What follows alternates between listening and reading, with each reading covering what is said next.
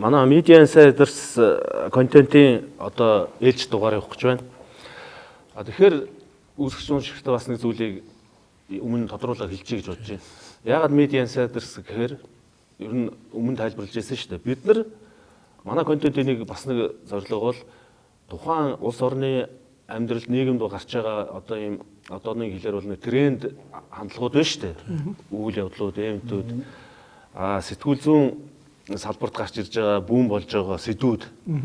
Энэ дээр бид нар бас одоо сэтгүүл мэргэжлийнхаа талаас бид нар бас үзэл бодлоо энийг бас үзэгч уншигчтай хуваалцаж ярил зүгээр юм болов уу гэдэг имийг бид нар зорилгоолгоцсон байгаа шүү дээ. Тэгэхээр яг энэ чиглэлээр бид нар өнөөдөр ярил л да. Сая ойрын өдрүүдэд өчигдөр бол өнөөдөр ингээд хамгийн том улс төрийн хүрэндч, нийгмийн хүрэндч маш анхаарал татсан үйл явдал бол хуучин экс ерөнхийлөгч байсан манай Женко Батлага маань нэг том ярилцлага өглөө шүү дээ. Энэ ярилцлага мэдээж маш олон нийтийн анхааралтай байна л да. Тэгэхээр энүүтэй холбоотойгоор хэдүүлээ өнөөдрийн Insiders-ийн яриаг өрнүүлье гэж бодож байна. За энэ ярилцлага жишээлбэл та хоёрын хувьд жишээлбэл юу бодогдвол энийг уншихад юу бодогдож байна? Яриа өчөө та тэхүү. Зүгээр сэтгүүлчийн хувьд бол олж ярьж байгаа нь бол бас хаашаалтай хэрэг гэдэг. Тэр нь бас хэлхэн зүйл. Яг тэгвэл одоо шил ингэж Женко өөрөө сэтгүүлчийг болроо сэтгүүлчийг сонгосон баах, ирсэн баах янз бүрээр л ярьж байгаа. Гэхдээ энэ хүн чинь хэвлэлээс бол цухтаад л байдаг хүн шүү дээ. Нэрээ өгдөг. Ямар ч байсан олж ирээд ярьцлага авж байгаа нь бол хаашаалтай нэг алхам боллоо гэдэг нь бас хэлхэн зүйл байна. За би ярины агуулгаар бол одоо орж анализ хийх гэж байгаа бид хэд одоо гол нь инсайдер нэвтрүүлгийн маань бас контент онцлог нь юм. Тэгэхээр энэ талаас ярил их олон юм ярьж байна. Зүгээр одоо жишээ нь мань хүн хэлэхдээ бид хуралдаа ягаа суугаагүй гэдгээс хэлэхгүй би одоо ингээд хуралдаа бас суугсан чинь юу н ажиллахгүй байгаа гэдгээс хэлээ коноптардаг. Тэгээд ингээд тэрнээс эхлээд нэг хотлоо яриад хүүхдний вантахаараа нэг яагаад хичээлээс хоцорсон юм гэхээр үгүй нэг юу яасан унтаа хоцорсон хэрнээ аав ээж эсвэл эмээ өвдөөд гэдэг юм эсвэл халуураад гэдэг юм нэг шалтгаан гэлдэг ш. Тэгээд бүр сүулдээ нэг хөвгчиг ээж ирэн загнаад байгаа одоо сууна гэсэн сая би бас сошиал ухаад харсан сууна гэснээс суугаагүй л байгаа юм байна л да. Жишээ. Эндээс эхлээл ярил нилээ өнөдөр цаашаа тэр эдийн засаг нөгөө юу мо төмөр зам юм гэл юм хэлээ. За яа би зүгээр энэ ярилцлагыг Батлага ерөнхийлөгч маань ер нь бол нэлийн жоохон сандраллын байдалтай байгаа юм байна. Тэгээ манай хүнд болж байгаа байдлаас харгал тийм. Манай хүн ер нь бас энэ нийгэмд болж байгаа үйл явдал өөр зүүн чиглэсэн энэ үйл явдалд ер нь бол нэг хариулт өгье гэсэн байдлаар манай хүн энэ ярилцлагыг хийсэн. Тэгсэн энэ ярилцлага бол сэтгүүлчийн зүгээс ч юм уу ер нь ингээд харахад бол нэлээд бас тавилттай. Ерөөсө чи надаас нэг ийм асуугаарай. За би нэг ийм хүрээнд хариулна шүү гэсэн. Тийм бол илт мэдэгдэж байна.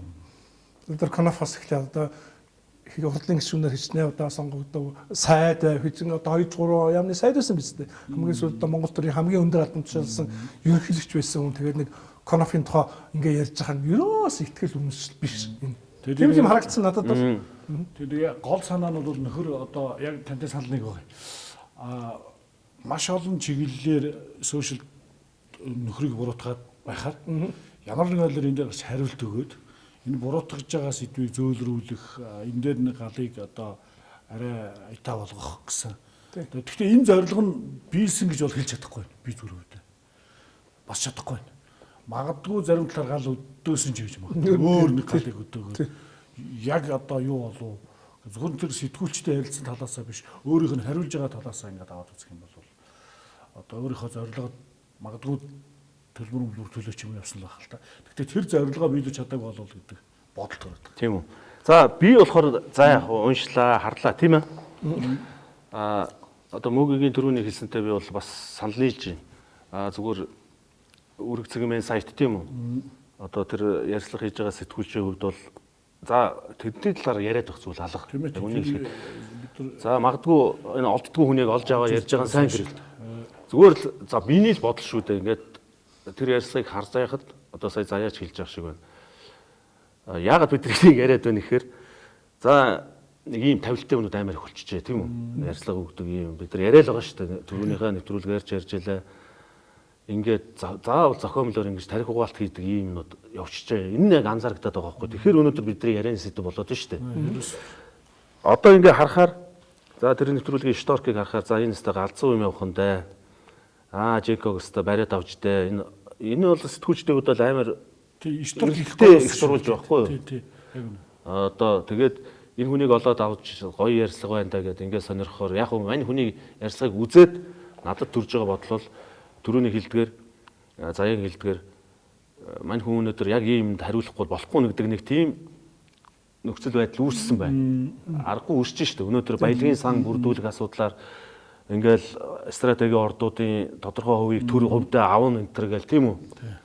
Ийм зөрөө зарчмын одоо айгүй олон санал одоо үзэл бодлын зөрөөтэй ийм шийдвэрүүд гарцсан ингээл яваад байна штэ. Аль нь ч үний аль нь ч тодорхой бус ийм маш их тийм зөрчилтэй үйл ажиллагаа явж байгаа.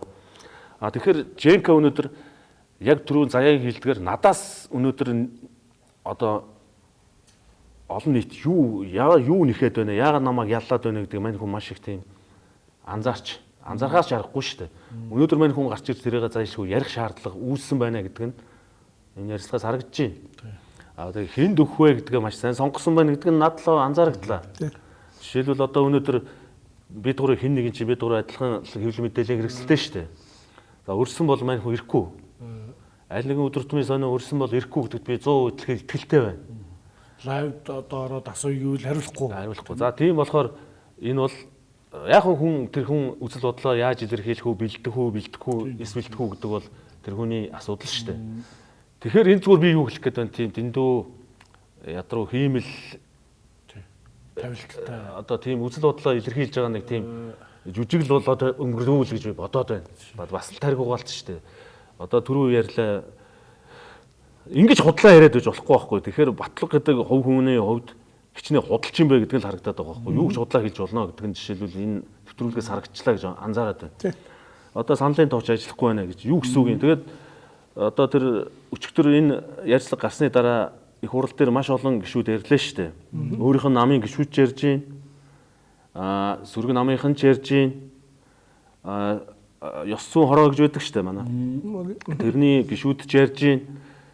За батлаг гишүүнээ 70-80 хүн өмнөөс чи хараа сууж байгаа ингэж худлаа ярьж болохгүй. Яахаараа ганцаараа нэрээ батлаг гишүүний конофон ажилдгүй эрсээ бүртгүүлэхээр чинь одоо улсын хурлын ажлын албыг айгүй гүтгэжлээ шүү дээ. Одоо тэгээд ажлын албаныхын жишээлбэл гишүүнээс нэр төрөөс эргээл гэж болно шүү дээ. Та бидний ажлыг ингэж гутаалаа. Тэд нар ажиллахгүй нэ гэсэн үг нөө. Одоо нэг талаас тийм үү. Нөгөө талаас сүүлдээ өөрөө ярьсгандаа хэлж илвэлээ шүү дээ. Үннээ хэлж болно шүү дээ. Батлагыг бүгдээрээ л ойлгож байгаа шүү дээ. Бүтэн Монголоор тойрч одоо 21 аймагаараа тойрч нөө юу лээ? Хөх Монгол хөхтөг гэж ийм аян явуулаад байгаа бүгд л мэдж байгаа. Тэрнийг ярьж байгаа болдгоо. Гүй би завгүй байсан. Ийм ажилтаа байлаа гэж хэлж болно шүү дээ. Тэгэл коноп ажиллахгүй байх гэж байгаа шиг ийм маягаар хүний хуурч зүгээр ил тод одлоо ярьж байгаагаа ингэж ярьж байгаа хүн бол мэдээж ярианд нь зүгээр л ялж логик оруулахад итгэхэд өрх байгаа зү. За магадгүй тэгээд мань хүнээс нэг ийм юм надад анзаарагдлаа. Зүгээр мань хүн бол одоо ерөнхийлөгч байсан хүн тийм үү? Их хурлын гишүүнээр хэдэн ч удаа сонгогчгүй. Тэгээд өнөөдөр баялагын сантай холбоотой асуудлаар одоо тэр нэг төгрөг нуурын орд гэдэг байна шүү дээ. Энд чи одоо стратегийн нөөцийн хувьд бол 5-7 дараа байх тийм маш номер 2-т орох тийм орд шүү дээ. Орд байлаа шүү дээ. Тэгээ энийг зарж үрсэн гэдэг энэ асуудал гараад ирлээ шүү дээ. Энэний дараа үнэхээр ярилцсан дээр бол наадах чи ингэсэн байлээ шүү дээ. Ерөөсөө би энийг зарсан юм байхгүй гэдэг ингээ асуухад 50% тэнцвүүс ордыг та бусдад дамжуулж офшор дансаар зарсан уу гэхээр би зарсан юм байхгүй. Би чи сая тойроод ирлээ. Намайг яваад ирсэн. Харин ч би тэр төгрөг нуураа өгье гэдэг чинь ингээд намайг гүтгэжлээ гэд гүтгэжлээ гэж хэлсэн шууд. Одоо чинь очрол сайдыг. Тэр одоо очрол сайд ч гэсэн гүтгээгүй гэдгээ одоо яах вэ гэдэг. Тэгэхгүй 13 14 нэг манай эрүүг уулийн те хоёр гишүүн нэг нэгээ гүтгсэн гүтгээгүйгээд цагдаа очих юм болох байлгүй те. Жишээ нь. Тэгээд одоо түнээч байгаа юм шиг гомдлооч байгаа юм шиг тийм үү? Одоо тэгээд намаа минийх юм бол бусдынх нь ордыг 100% аваач. Тэгвэл би өгчийч гэж байгаа шиг бацааж байгаа юм шиг 40 гэж байгаа шүү дээ. Тэгээд тэр нь надад бас нэг тийм сонин санагдлаа. Үнэхээр тэр баялагын санг дэмжиж байгаа бол тийм үү? Бас өөр хэлбэрээр мань хүн ярьж болно шүү дээ. Үнэхээр тэндээс мань хүний нэг тийм ер нь зүгээр би ингээ анзаарлаа. мөнхийн нэг зөрчил байдаг шүү дээ. МСС-тэй энэ хэдий. Ийм зөрчил үргэлжлээд байна уу гэж ойлгож байна. Зөрчлийн тухай энэ дээр яг сэтгүүлч асуугаад та энэ МСС-тэй датад идэм бүр. Үгүй би датад байгаа юм байхгүй. Энд ч одоо баялгаал одоо авах асуудал дээр саналны зөрүүтэй байдал шүү дээ гэсэн агуулгаар бас ярьсан байлээ. Тийм. Тэгэхээр бол одоо энэ зөрчил гэж хэлэх үү, дата дээр гэж хэлэх үү, энэ нь бол ингээд улам толдоод байна л гэж санал билээ л дээ. Яг тэр өөрөө бол тийм байхгүй. Ард түмдээ баялагийг өгөхээр нөгөө хэсэг бол өгөхгүй байна гэсэн л юм л одоо юм яриад байгаа. Яг одоо энэ ярилцлага бол төрийн тэргүүн байсан, улсын их хурлын гишүүн байсан, хоёр ч одоо том яамны сайд байсан хүний байр суурь гэхэд тун хэцүү. Игч бол бодлого яриаггүй. Зүгээр л нийгэмд явж байгаа тэр ховж эсвэл бодит байдал дээр тэрнт нэг өөрийгөө хамгаалж арьсан хамгаалах гэсэн тийм юм байлээ ш харагдаж байна.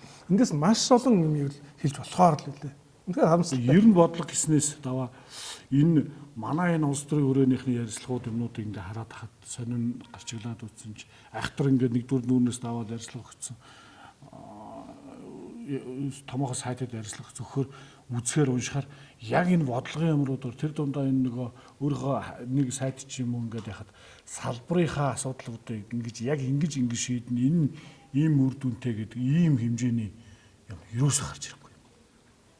Тэгвэл чинь зоригтой ярьцлага өгöd байна шүү дээ. Тийм зүйлийг ярихгүй байхгүй юу?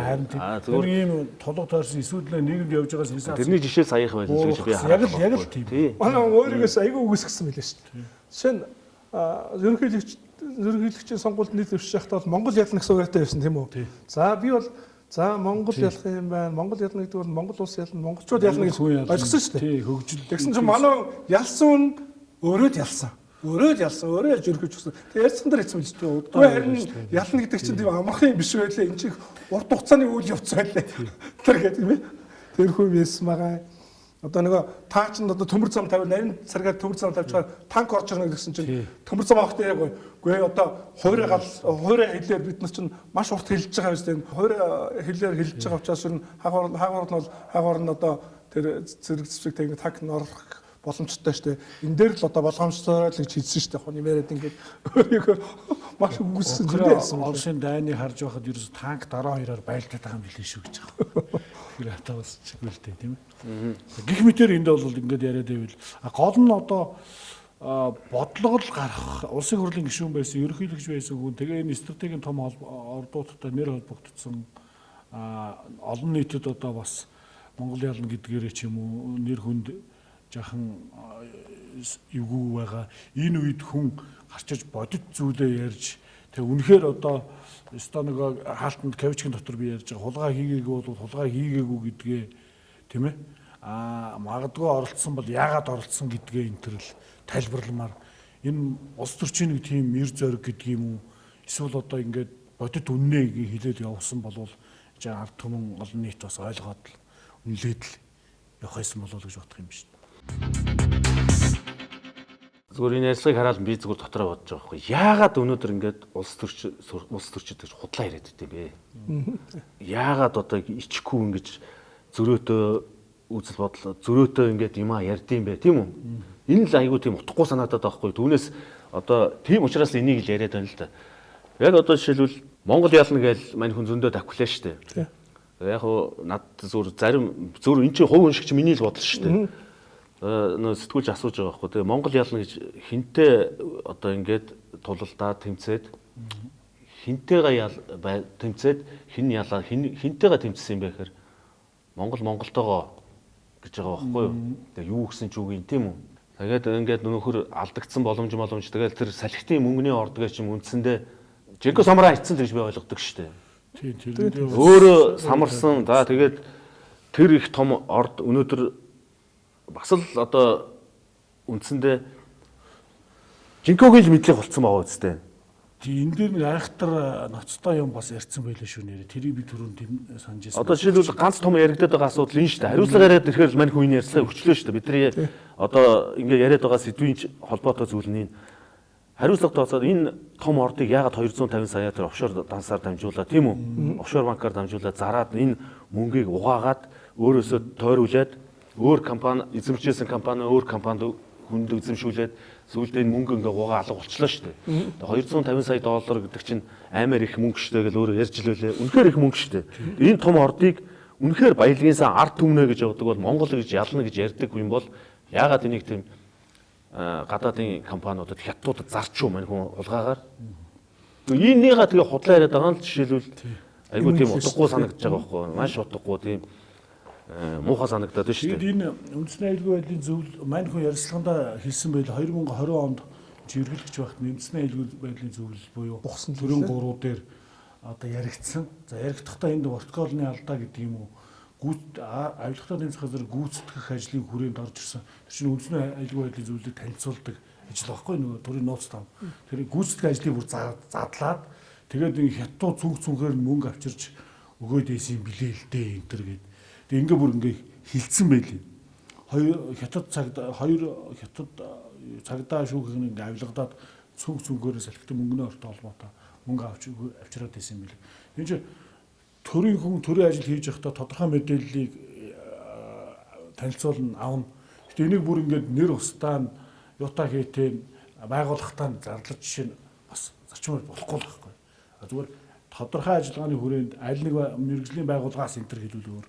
Тэгээ ингэхээр бол бас нөгөө түрүүний ярьдаг сандарцсан тэгээд нэг өөрөө эндээс нуснаас уураа гарах гэсэн.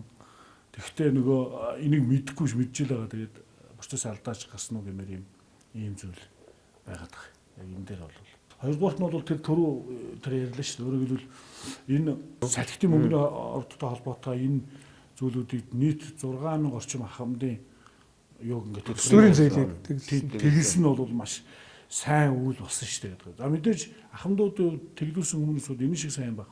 Гэтэ энэний цаана илүү боломж улс оронд орж ирэх боломжийг тассан, үгүй болгосон тий.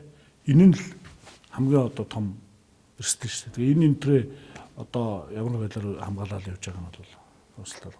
Яг тэр тэтгэвэр ахмадуудын тэтгэвэр тэгэлсэн гэдэг нь бол одоо ингээд олон нийт сонсоход амар таатай байгаа байхгүй. Гэтэл тухайн тэр шийдвэрээс болж ямар их өрөнд оров тийм үү? Тэр компани бүр дампуурлаа шүү дээ. Тэгээд улс тэрнээс илүү ашиглах болох ёстой байсан байхгүй бол Эрдэнэс Монгол компани бол ер нь энэ салхитын мөнгөний ордны тэр ахмадуудын тэтгэврийн зээлийг төлж тэдний тэр салхитын мөнгөний ордны одоо тэр Эрдэнэс Сэлбэр компани хамгийн санхүү хоосолчод манай Эрдэнэс Монгол толгой компани тэр өөрийг л бараг дуусгах гэж сүүлийн хэдэн жил чинь хамаг ашгаа тийш нээсэн гэлээ. Тэрнээс гадна зүгээр нэг бас нэг тийм зүгээр мапата зүйл харагдаад байгаа юм л да. Өөрөө сүүлд нь тэнд нутаг төвшний хувийн үйлдвэрээ байгуулад тийм үү? Тэгээд тэр Камекс гэдэг байна уу? Би одоо тэрийг англиар унших юм уу, кириллээр унших юм уу сайн ойлгохгүй байна. Тийм компани дамжуулаад зарцсан байлээ шүү дээ. Одоо хувьцааг нь аваа тийм үү? Одоо бас нэг бүсгүй яриад НТV-ээр санамсаргуу бас нотолцсон байлээ шүү дээ. Минийх биш ээ гэдэг байгаа байхгүй юу?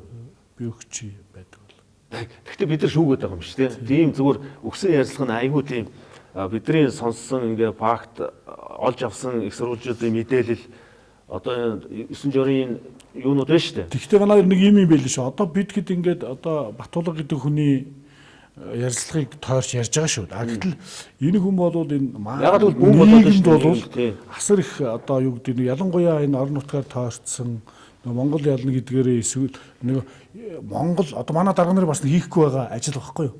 Иргэдтэй очоод Монгол дээлээ өмсөөд гар бариад мөрлөө налгадаг яваад байгаа байхгүй юм чинь 21 аймаг. Тэгэхээр одоо бид нарыг бол энэ шүүмжил аав шүү. Ер нь бэлтгэлтэй байгаа гэдэг чинь. Яг тэгвэл маш олон хөдөөний иргэд олон нийт бол энэ хүний Батулга гэдэг хүнийг дэмждэг. Энэ хүн чинь Монголоо хөгжүүлэх юм байна. Энэ хүн чинь иргэдэд юугаа баялгаа өгье яриад байдаг.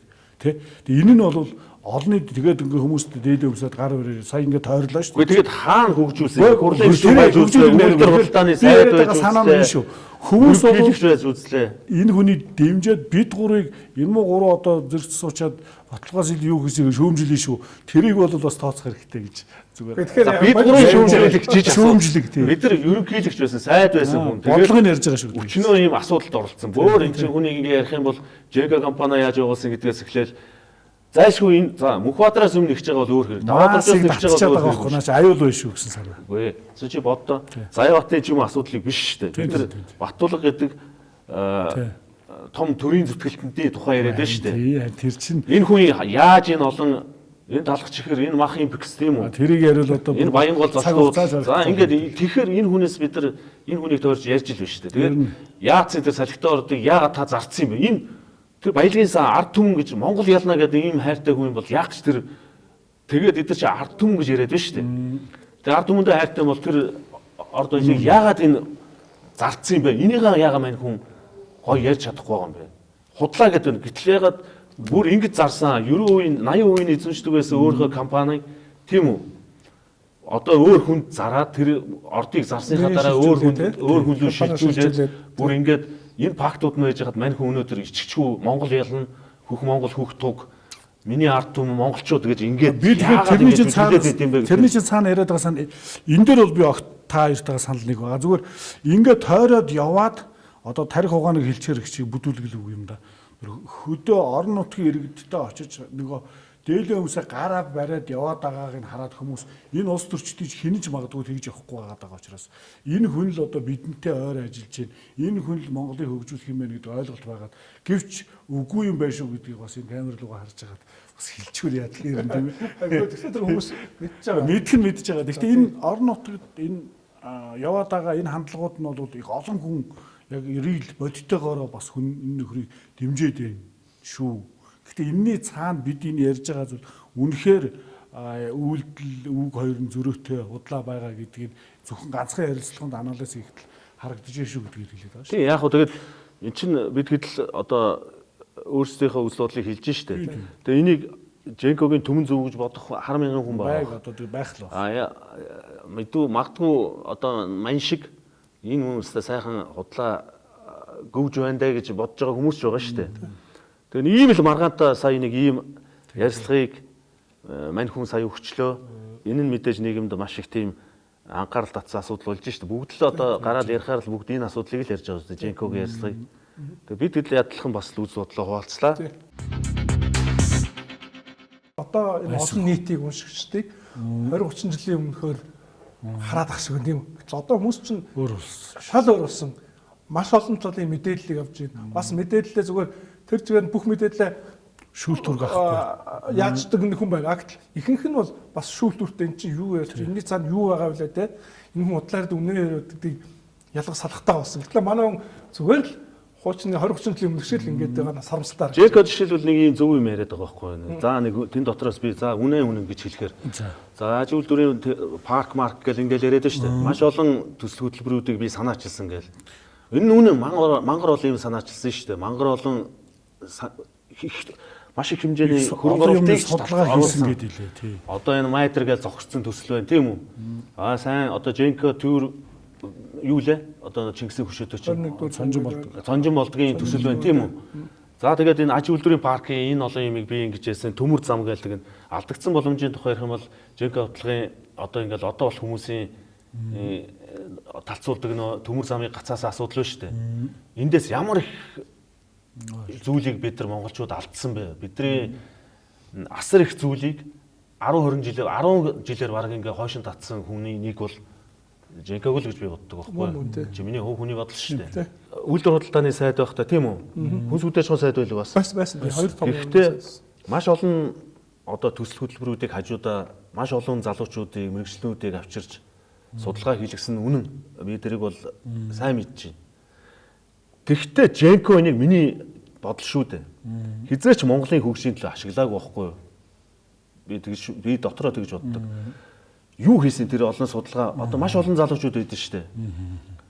Одоо манай редакцаарч маш олоолаа ирж уулзж штэ. Тэгээ энэ болгон саналыг Женко өөртөө ашигтайгаар ашиглаад хавд арцсан. Тэгээ одоо тэрийг би маш олон судалгаа хийлгэсэн гэж яриад байгаа нь үнэн. Тэгээ энийг бодит ажил болох гэсэн нэг ч юм алга хитэ тайлбарладаг тайлбар нь тэр ярилцлагадаа шилээд байхгүй. Женкогийн учраас хин ч урагшны явуулдаг байсан л гэх юм. Мань хүн бүх мэдэл нь байсан штэ. Тийм үстэй. Өөрөө явуулах боломжтой. Женко шиг их мэдэлтэй байсан хүн алга өнөөдөр тэгж гонгоныж үйлэн дуурах одоо тийм энэ үнэмшлгүй санагдаад байна л дээ. Энэ улс орны хөгжил цаашаа явах боломжуудын тухай бид нар дараагийнхаа контентороос ярих гэж бодож байгаа. Ялангуяа энд бол энэ улс яаж хөгждөг хэрэг эдийн засгийн боломжоо дагаж л хөгждөг.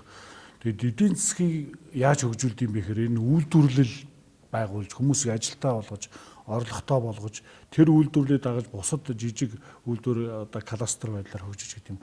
Тэгээ энэ юмнуудыг бол одоо бид нар дараа нас ярина. Зүгээр Женко тэр яриан дундаа би ийм олон одоо үйлдвэрүүдийн тэзүү энэ тэрийг боловсруулаад өгсөн. За үнэхээр тэн дотор боловсруулаад өгсөн тэзүү дотор нааштай юм байдаг бол манай төр засгийнхан ч гэсэн барьж аваад шүүж үзээд тэр тодорхой зардлаар тодорхой мөнгөөр бэлэн хийцэн юмнууд байгаа гэдээ өөр яриад шүү дээ. Одоо бид мэдэхгүй шүү дээ. Үнэхээр байгаа бол тэрийг нь авч ухаж үзээд энэ төр засгийн байгууллагууд холбогдох яамдууд боломжийн юмныг цааш нь одоо жага орчин цагийн нөхцөл байдалтайгаа уялдуулаад ингээд ажил болгоод яваасаа тэгээд үйлдвэрлэлээ хөгжүүлэх энэ юм зүйл анхаараасаа л гэж бодно. Энэ тухай тусдаа хий гэж бас. Одоо би сайн мөгийн яг хүндчлээ л дээ. Ерөн зүгээр өнөөдөр ингээ хөндлөнгөөс ингээ хараад байхаар шийдвэр гаргах төвшин хүмүүс тийм үү? Засгийн газар ч юм уу одоо энэ тодорхой шийдвэр гаргах одоо ийм субъект үхий хүмүүс субъектүүд болохоор зүгээр ингээ одоо ингээ бидний мэрэгчлэлтэй холбоотой маш олон залуучууд маш өндөр мэрэгчлэнүүд орж ирдэг байхгүй юу? Улс орны хөгжлийн төлөө тийм үү? Маш гоё концепц боловсруулсан тийм үү? Төсөлтөө, төлөвлөгөөтэй. Гэхдээ энийг хаана ажил хэрэг болгохын ийм нөхцөл алгаа гэсэн хүмүүс маш их орж ирдэг байхгүй юу? Та нар бид нар хавчгаар яадаг үлээд гоё. За тэгээд ингээд үгүй тэр өнөөдөр энийг ард түмэн жишээлбэл мэдрэхгүй байгаа байхгүй. Одоо би улс төрчийг ярьж штэ. Манай ард түмэн мэдрэхгүй байна. Тэдэрт хүрэхгүй байна. Тэгээд эдгээр яадгүй гэхээр бид зориуд дурдлаа штэ. Маш олон төсөл үйлдвэр надад байдгаа энэ төр гээд Женко ярьж штэ. Тэр шиг энэ залуучуудын энэ гоё санаа эн чинь маш өөрөөр сэтгэж штэ. Өндөр боловсролтой залуучууд байна, эдийн засагч тийм үү? Хуульч, инженерүүд. Гэт ийм хүмүүсийн энэ төсөл хөтөлбөрүүдийг улс төрчид хав дардаг. Өөрөөсөө би энийг бол улс төрчдийн чадaltaй холбодог байхгүй. Өөрөөсөө тэрийг ойлгодгоо мэддэг. Тэр санааг зүгээр сонсдог. Сонсчоод ажил хэрэг болгох тийм гоё бүтээл сэтгэлгээтэй улс төрч байдгүй мэнэ гэдгийг би өнөөдөр Женкогийн жишээн дээрс хүртэл харж байгаа байхгүй юу? Жишээлж. Тэгээд яадгүй гэхээр сайхан танилцлаа хүлээж авлаа. За заяа бат Мөнхбаатар хоёрын энэ залуучууд нь та нар маш гоё зүйлийг сэдсэн байна. Алиу давай наа судалгаагаа аваад тэр дэмжээд өгье. Манайхны би энэ яриаг ерөөхдөө гадарж байгаа байхгүй юу? Гадарж байгаа байхгүй. Аваад тэр тгийгээд авчираад үздэг, өмнөө тавьдаг. Үзлээ харлаа. Авцсандаа хийгээ аваад үлчдэг. Тэглгүй яах вэ гэдэг. Хизээч ажил хэрэг болгодгүй. Энийг өөрсдийнхөө хувийн зорилгод ашигладаг гэж би ойлгоод байдаг. Яг тийм ажил хэрэг болгодог. Хоёрдугаар тэр чинь том концепц юм байлаа гэхэд тэрнээс ганц хоёрхан тойрог руугаа юм уу тодорхой санааг нь авч улс руу хийж ярьдаг. Тэгээ ажил хэрэг болгохгүй. Хувийн зорилгоор ашигладаг гэж шүү дээ. Одоо энийг залуучуудын оюуны тэр хөдөлмөрийн нэг осондоо одоо юу гэдэг дээрэмд нэг юм холигдож аавна гэдэг юм уу. Ийм нөхцөл байдал хэрэгс хэтрүүлээгээ залуучууд өөрсдөө орж иж яриад байна шүү дээ. Тэгээд одоо ингэж шүү дээ. Хамгийн гол нь би тэр хэлээд байгаа нь хамгийн гонигтай юм нь хавцсандаа аваа хийждэг. Би үүнд бол 100% итгэлтэй байна. За гоё санаа байна. Энийг улс төр хийхдээ ярьдаг. Тийм үү? Яг ийм юмд л ашиглаад байгаа байхгүй. Тэр олон хүмүүсийн судалгаа хөдөлмөр тэр их гоё оюуны ирч хүчийг тийм үү? Ингээд бүтээл болгоод одоо яг бүтээгдэхүүн болгоо ажил болгоод үнэхээр улс оронд хэрэгтэй бол хийлгээд итгэлийн нөгөө тэдэртээ тийм үү? Ийм байхгүй. Эсвэл хувь компани, эсвэл хувь бизнес, эсвэл хувь улс төрчийн үзэл санаандаа хэрэглэгдэхүүн болгож ашиглахаас өөрөөр яг ашиглахгүй байгаа. Яг наад дээр чи нэмээд нэг хэлэхэд яг тэр үзэл санааг ингээд даргад танилцуулж явах дунд нь нөгөө одоо бид нар жоохон нийтээр л ярьдаг цүнх баригч гэдэг юм уу даргыг дагсан ийм нэг гонж өмссөн залгчууд дундуур нь орж ирээд даргад буруу ойлголт төрүүлдэг, буруу танилцуулдаг эсвэл дундаас нь хав дардаг шал дэмий юм ярьсан явж илээ энэ төр гэдэг. Ингээд нөгөө залуучуудын оюуны бүтээл бүр энэ нь цаашаага ажил хэрэг болох, үйлдвэр болох ийм санаанууд дарагдаад ингээд тэгэхээр манай улс төрчид ч гэсэн энэ хүмүүс ч гэсэн тэгээд тэр залуучууд уулзмаар байгаа. Тэр төсөл хөтөлбөрийг өөрийн болгож өмчлөгдөг. Би автор шүү гэдэг тийм эго энийг хэлчих тий. Эгонд хэлчихдэг. Тийм учраас өнөөдөр Монголд энэ олон жилийн турш энэ олон одоо үе дамжаад ингээд сайд дарганаар яриад байна шүү дээ. Үнэхээр чухал юм бол энийг яагаад хийхгүй ойлгохгүй шүү дээ. Тэр гоё юмыг дэмжиж юм хийх хүсэл эрмэлзэл алга. Энийг Женкогийн энийг даваад орж их энэ оюун эрднийх энэ юмсаас явахгүй. Ийм нэг эгонд дийлдсэн. Би хийхгүй натаар турахгүй чамаар хийхгүй ч юм. Ийм л заваа нэг ийм садаа болоод байт юм байна гэдгийг бид нар жишээлбэл Женког ярьсан дээрс би хэлчмээр санагдлаа. За ингээд нэвтрүүлгээ өндөрлөе тийх үү. За тэгээд энэ ганцхан юм чи. Яг стайл юм дээр хэд тэрнээс болоод нөгөө энэ сайхан улс орноо хөгжүүлээ, ард түмнээ хангалттай сайхан амьдруулъя гэдэг ингээд сэтгэл зүтгэлээ гаргасан дэр залуучууд маань сүулдэ мухардалд ордог. Тэгмэтлээ за болиё. Монголоос болиё. За энэ ч бүтэхгүй юм. Тэгэл гадагшаа явж шít. Нэг зүйл. Ийм байдал. Хоёрдугаар бол иймэрхүү саяын ерөнхийлөгч Батлагын өгсөн ярьцлага энэ тавилттай ярьцлага ихнийх нь ч биш. Бас сүүлчийнх нь биш тийм ээ. Иймэрхүү байсан зөндөө гана. Тэгэхээр манай сэтгүүлч нар маань иргэд маань хэрсүү гараа л гэж би хэлэх гэж байна.